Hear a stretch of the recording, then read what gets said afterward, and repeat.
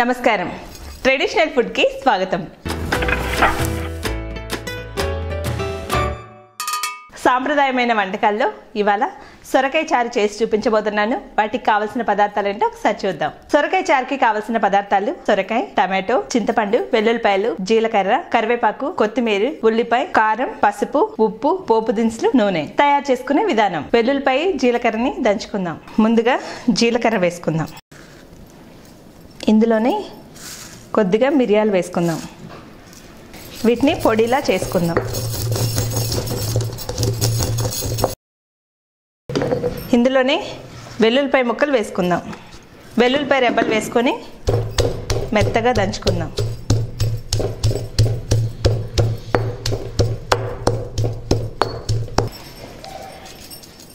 ఇలా మెత్తగా ముద్దలా చేసుకోవాలి. దీన్ని ఒక బౌల్లోకి తీసేసుకుందాం.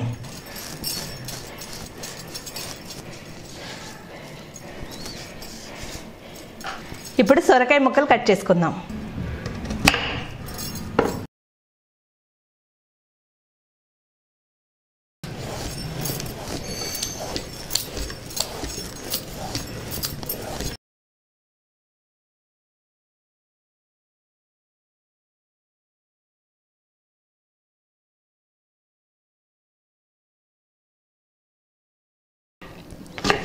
సొరకాయని ఇలా చిన్న చిన్న ముక్కలుగా కట్ చేసుకోవాలి. సొరకాయ కట్ చేసుకోవడం అయిపోయింది. వీటిని ఒక బౌల్లోకి తీసేసుకుందాం. ఇప్పుడు ఉల్లిపాయ కట్ చేసుకుందాం. దీన్ని ఒక బౌల్లోకి తీసేసుకుందాం. ఇప్పుడు టమాటా కట్ చేసుకుందాం.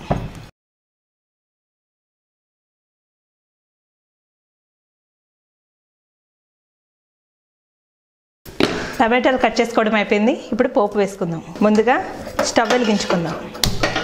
ముందుగా కట్ చేసి పెట్టుకున్న సొరకాయ ముక్కల్ని ఇందులో వేసేసుకుందాం. అలాగే టమాటా ముక్కలు కూడా వేసేసుకుందాం. ఇప్పుడు ఉల్లిపాయ ముక్కలు వేసుకుందాం. ఇందులోనే కొద్దిగా పసుపు వేసుకుందాం. అలాగే కాస్తంత కారం వేసుకుందాం. ఇప్పుడు ఉప్పు వేసుకుందాం. ఇది మొత్తాన్ని ఒకసారి కలుపుకుందాం. ఇందులో చింతపండు రసం వేసుకుందాం. ఇప్పుడు దీన్ని బాగా కలుపుకుందాం. ముందుగా దంచి పెట్టుకున్న వెల్లుల్లిపాయ, అలాగే జీలకర్ర, మిరియాల పొడిని వేసుకుందాం. ఇందులో కొద్దిగా కరివేపాకు వేసుకుందాం.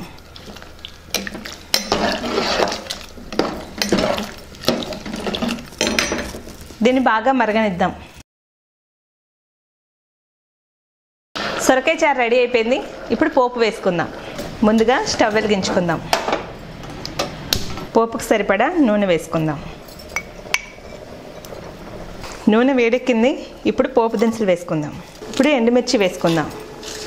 అలాగే కరివేపాకు వేసుకుందాం. ఇప్పుడు స్టవ్ ఆఫ్ చేసేసుకొని సొరకాయ చారులో ఈ పోపును వేసేసుకుందాం.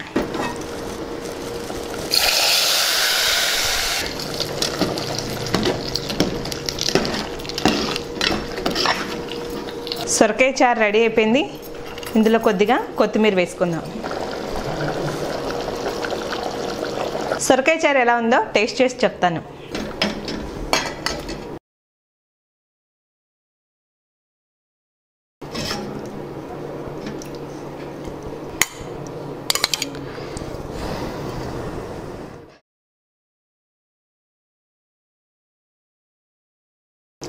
సొరకాయ చారు చాలా అంటే చాలా టేస్టీగా ఉందండి.